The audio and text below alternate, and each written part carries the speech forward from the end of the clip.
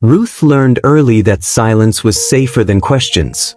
In her uncle's house, silence meant food. Silence meant a place to sleep. Silence meant you were not reminded that you were living on kindness that could expire at any moment. She woke before everyone else. Before the birds. Before the generator's sound. Before the house remembered she existed. She swept. She washed plates left from the night before. She warmed water. She folded clothes that were not hers. By the time her aunt came out of the room, Ruth already looked tired, the kind of tired that sleep doesn't fix. That morning, Auntie Comfort clapped her hands loudly. "Ruth, today is not normal day-o. Big wedding is coming." Ruth nodded. She already knew. Everyone knew. Her cousin Nora was getting married. A wedding people had been talking about for months. A wedding that swallowed money and pride and noise. "What are you standing there for?" her aunt snapped. "Go and wash the cooler. Guests will soon start coming." Ruth moved. Nobody said thank you. Nobody needed to. That was her role. She was not attending the wedding. She was serving at the wedding. The house turned into chaos. Tailors coming in and out. Makeup artists. Food sellers shouting measurements. Phone calls flying like mosquitoes. Ruth moved through it all quietly. She cooked till her fingers hurt. She tasted soup without sitting down. She carried trays heavier than her body. Her cousins laughed, took pictures, practiced dance steps. One of them looked at Ruth and laughed. "See, Rutho, don't stain your dress. You only have one." Laughter followed. Ruth smiled weakly and kept walking. She had learned something important in that house.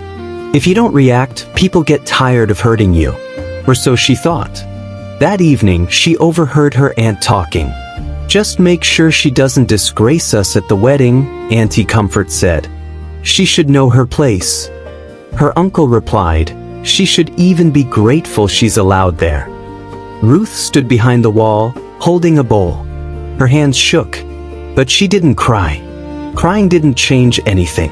The wedding day arrived like thunder. Music filled the compound.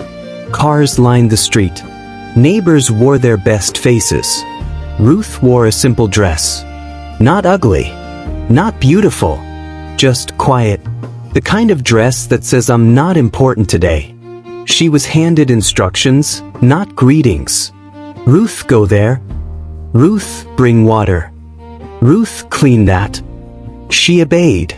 Then the bride arrived. Nora stepped out of a luxury car. White gown. Perfect makeup. Confidence that comes from knowing the world was built to clap for you. People shouted. Cameras flashed. As Nora walked in, her eyes moved across the compound. And then she stopped. Her eyes met Ruth's. Just for a second. Something passed across Nora's face. Confusion. Recognition. Ruth looked away immediately. She thought maybe she imagined it. During the reception, one of the aunties shouted at Ruth loudly.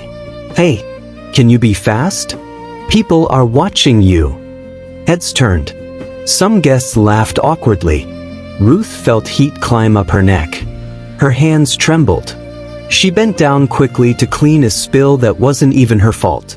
From the high table, Nora watched. Her smile disappeared. The ceremony began. The pastor spoke about love, about destiny, about commitment. Everyone listened, except Nora. When the pastor said, "If anyone has anything," Nora lifted her hand. "Wait." "Yes." The pastor froze. Nora stepped down from the altar. High heels clicking. Dress flowing. She walked past everyone. Past cameras. Past family. Straight to Ruth. The entire place went silent. Ruth's heart almost jumped out. Nora stood in front of her and asked quietly, but clearly, "Is your name Ruth?" Ruth swallowed. "Yes, ma." Nora's eyes filled with tears. Nora turned to the guests. "Before this wedding continues," she said, voice shaking but strong, "I need everyone to listen." People leaned forward. "This woman you are treating like a nobody," Nora said, pointing at Ruth, "saved my life 5 years ago." Murmurs erupted. Ruth's knees felt weak.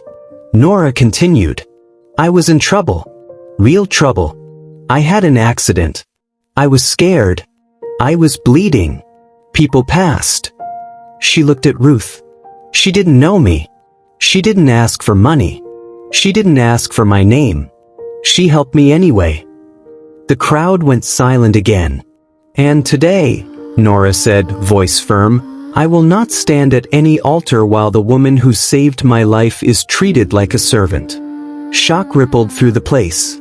Auntie Comfort's face drained of color. Nora took Ruth's hand. "Come," she said. Ruth hesitated, but Nora held tighter. She led her to the front. "This is Ruth," Nora announced. "She is not help. She is not pity. She is honor." Some people clapped slowly. Others couldn't even look up. Nora faced her family. "If you cannot respect her, you don't respect me." Silence answered her. The wedding continued, but nothing was the same. At the reception, people greeted Ruth carefully. Too carefully. Some apologized. Some smiled too hard. Some avoided her completely. Nora found Ruth later. "I've been looking for you all these years," she said softly. "I promised myself if I ever found you, I would never let the world step on you again." Ruth didn't know what to say. She had never been spoken to like that. After the wedding, Nora kept her word. She arranged schooling, skills training, the place for Ruth away from that house. When Auntie Comfort called demanding money, Ruth stayed quiet. Nora took the phone. "She doesn't owe you anything," she said calmly. "You owed her humanity." The call ended.